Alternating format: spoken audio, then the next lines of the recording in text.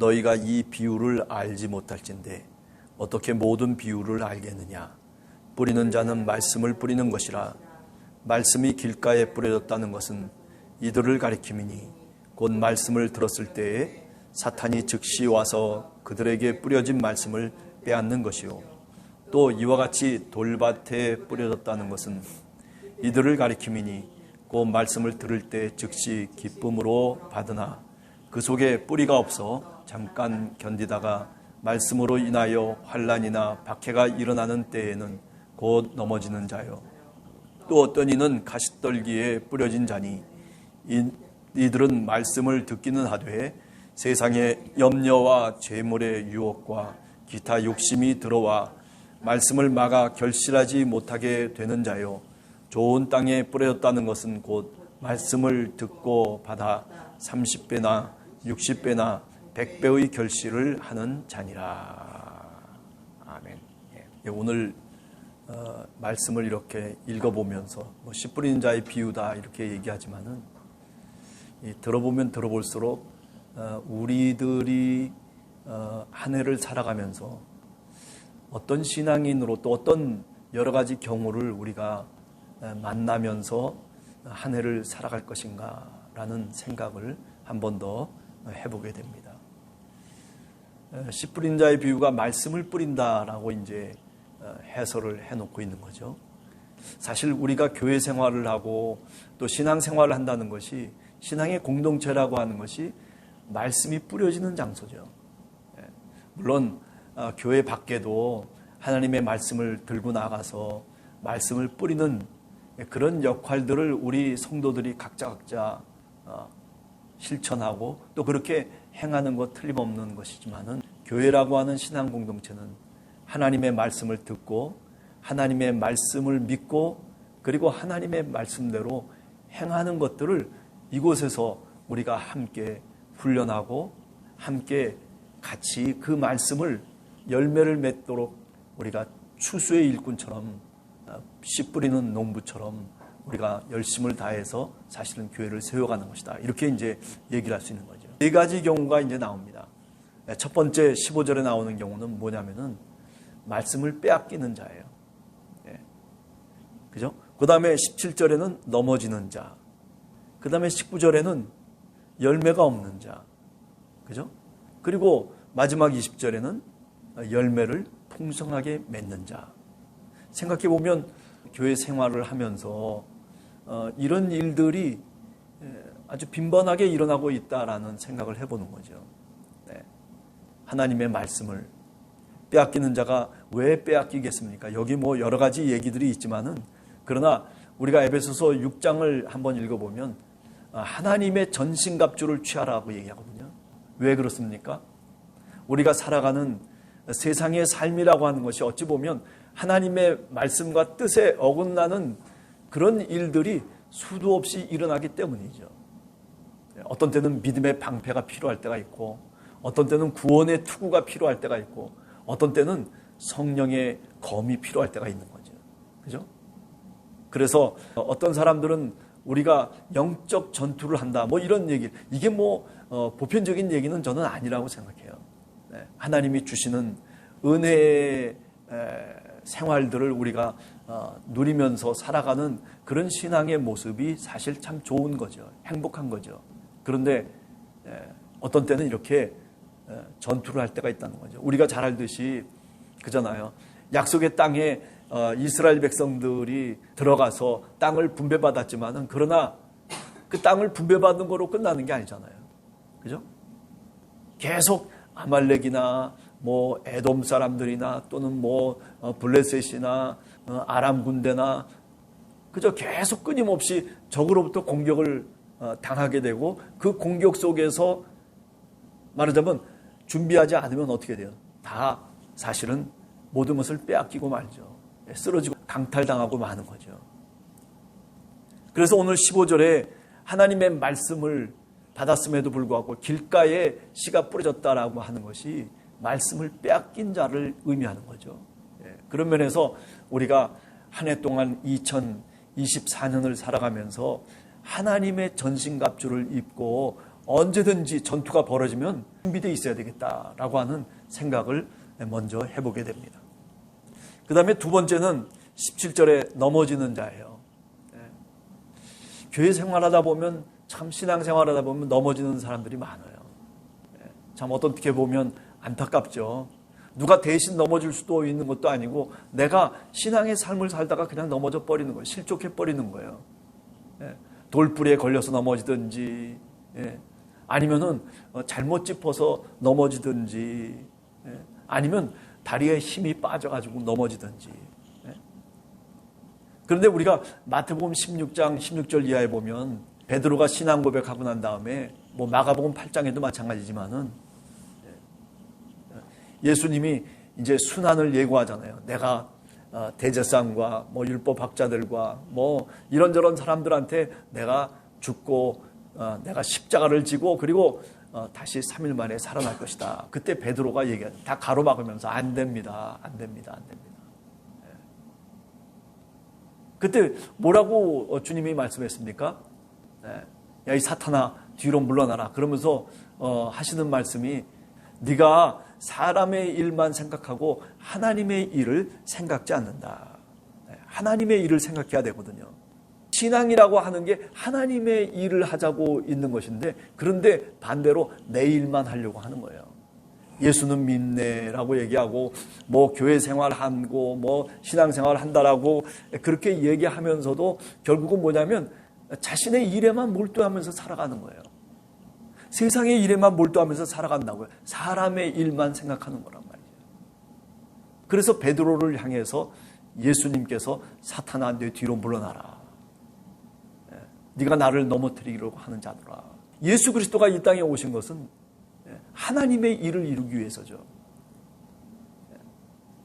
오늘 우리도 교회 생활을 하고 신앙 생활을 하는 것은 사람의 일을 이루기 위해서가 아닙니다. 교회가 왜 세워진 겁니까? 하나님의 일을 위해서 세워진 거예요. 사람들끼리 모여가지고 흥청망청 뭐 놉시다, 뭐 행복하게 삽시다, 뭐 우리 뭐 이렇게 저렇게 기쁜 마음으로 살아가면 어떻겠습니까? 좋지 않습니까? 예, 좋습니다. 해가지고 서로 의기투합해서 모여진 그 공동체가 아니죠. 그죠? 예수 그리스도 때문에 모여 있는 신앙의 공동체가 뭐냐면 바로 교회예요. 그렇기 때문에 사람의 일이 아니라 하나님의 일에 우리가 전심을 다해야 되는 겁니다. 여러분의 삶도 마찬가지예요. 이 땅에 하나님께서 우리의 생명을 주신 것은 그래요. 내가 살아가야 될 일들도 있죠. 그러나 내가 살아가는 모든 일들이 뭐에 집중돼야 되냐면은 그 초점이 어디에 있냐면 하나님의 영광을 위해서예요. 그래서 우리가 소요리 문답에서 보면, 그죠? 인간이 이 세상에 살아가는 목적이 뭡니까? 그거는 하나님의 영광을 위해서 살아가는 거예요. 하나님의 일을 위해서. 그 다음에 세 번째 나옵니다. 세 번째는 뭐냐면 19절에 열매 없는 자가 나오죠. 열매 없는 자. 왜 열매가 없는 걸까요? 왜 성령의 열매가, 그죠? 9가지 열매가 왜 맺히지 않는 걸까요? 그것은 뭐냐면 갈라디아서 5장을 통해서 우리가 한 번 더 생각해 보면은 그것은 내 육신대로 살기 때문에 그래요. 성령의 소리를 듣고 성령의 뜻을 찾아서 살아가는 것이 아니라 하나님의 성령이 우리들의 마음에 감동을 주는 그 지혜를 통해서, 그 능력을 통해서 살아가는 것이 아니라 내가 내 육신대로 내 마음과 내 뜻을 앞세우면서 살아가기 때문에 그렇습니다. 그죠? 그래서 사도 바울은 육신대로 살지 말고 성령을 따라서 살으라고 얘기하는 거죠. 그리스도 안에서 살으라는 얘기입니다. 그리스도 밖에서 살지 말라는 거예요. 다시 말하면 하나님의 말씀을 듣고 그 듣는 것으로만 끝나지 말고 그 들음을 통해서 영적인 감동을 느끼고 그 들음을 통해서 믿음으로 나가고 확신으로 나가라고 하는 그런 이야기죠.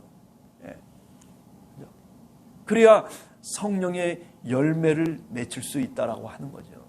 심지어 조금 더 적극적으로 얘기하면 육신의 일을 버리라는 거예요. 그죠? 우리가 로마서 6장에도 그런 얘기가 있잖아요. 우리가 다 어떻다는 거예요? 십자가에 죽었다는 거예요. 세례를 받는 그 순간에 우리 모두가 다 십자가에서 우리 육신을 죽였다는 거예요. 이 영적인 의미를 사실은 지니고 있는 거죠. 그 왜 우리가 열매가 없느냐? 바로 육신대로 살아가려고 하기 때문에 어떻게 됩니까? 육신대로 산다는 게 뭐예요? 세상의 염려와 재물의 유혹과 그리고 욕심을 따라서 살아가는 거죠. 그러다 보니까 결실을 맺을 수가 없고 열매가 맺혀지지 않는 거예요. 교회를 몇십 년 다녔는데도 불구하고 늘 신앙의 상태가 그대로예요. 왜 그렇습니까? 바로 육신대로 신앙의 삶을 살았기 때문에 그래요. 왜 아직도 미래에 대해서 우리가 불안해하고 늘 걱정 속에서 살아갑니까?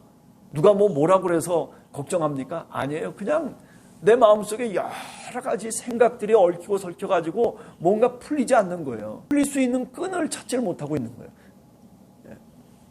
그렇죠? 그게 왜 그렇습니까? 그게 바로 육신으로만 살아가기 때문에 그래요. 조금 더 믿음의 삶을 살려고 내 가치관과 내 인생관을 한번 바꿔보는 거예요. 지금까지는 내 마음대로 살았다면 이제 2024년도를 한 해를 살면서는 먼저 기도해 보시라고요. 무슨 일을 결정할 때 먼저 기도하고 정말 진심으로 하나님 앞에서 하나님 정말 내가 살아가는 인생의 길 가운데 주님 이 길이 어떻습니까? 저 길이 어떻습니까? 내 마음속에 성령의 감동을 통해서 내가 한번 살아가 보는 거예요. 내가 그냥 움켜쥘 것만 움켜쥐려고 생각지 마시고 하나님께도 내가 감사할 것을 감사해 보세요. 내 손아귀 위에 있는 것만 갖고서 달달달달 그러지 말고 사랑은 나눠주는 거예요. 그렇죠? 우리가 잠언에도 그런 얘기가 있잖아요. 그렇죠? 내가 그냥 움켜쥐고 내 것이다 내 것이다 해도 가난해진다는 거예요. 그러나 남에게 베풀고 또 베풀어도 풍성하고 그리고 더 부유해지는 그 방법이 뭐냐면 바로 하나님을 경외하고 하나님을 믿는 것이라고 그랬어요. 그렇기 때문에 여러분들이나 저나 감사하는 생활을 해야 됩니다. 2024년도 한 해 동안 우리가 열매 없는 자가 되지 말고 그래요? 하나님께 감사하며 기도하며 그리고 하나님의 말씀을 정말 배우고 익히고 깨닫고 하나님의 말씀에 확신하면서 거하는 그런 신앙인이 될 때에 열매 있는 자가 될 수 있는 거죠. 하나님의 말씀을 듣고 잘 행하는 사람, 그죠? 우리가 지난 새벽 기도회 때도 그런 말씀했지만은 마태복음 7장에 나오는 말씀 아닙니까? 어떤 사람이 지혜로운 사람이고 어떤 사람이 어리석은 자이냐? 하나님의 말씀을 듣고 지키고 행하는 사람이 그 사람이 바로 지혜로운 사람이고 그런 사람이 여러 가지 어려운 일과 어려운 환경 속에서도 그죠? 든든하게 뿌리가 깊기 때문에 흔들리지 않는다는 거예요. 장수가 덮쳐와도 흔들리지 않는 하나님의 반석 위에 세운 집이라고 그렇게 말씀하고 있는 거 아니겠습니까? 그래요. 2024년도 한 해를 우리가 이제 시작합니다. 한 해를 살아갑니다. 내 마음속에 여러 가지 생각도 있고 계획도 있을 거예요. 그러나 그것보다 더 먼저 해야 될 것은 뭐냐면은 내가 하나님 앞에 기도하는 거예요. 하나님의 말씀을 읽고 하나님의 말씀을 통해서 내가 내 삶을 다시 조종하는 거예요. 컨트롤해 나가는 거예요. 그것을 신앙의 삶 속에서 교회 생활 속에서 우리가 시작되기 시작하면 그러면 우리의 삶의 모습들이 바뀌어지고 우리가 세상 속에 나가서도 그죠? 불안해하지 아니하고 하나님이 나와 함께 동행하신다고 하는 임마누엘 신앙을 갖게 되면 그러면 우리가 2024년도 불안해할 이유가 하나도 없습니다. 너끈하게 한 해를 마무리할 수 있고 너끈하게 하나님과 함께 행복하게 한 해를 살아갈 수 있다라는 그런 확신 속에서 여러분들 오늘 이 새벽에도 기도하시는 우리 성도님들 다 되시기를 간절히 축원합니다. 기도하겠습니다.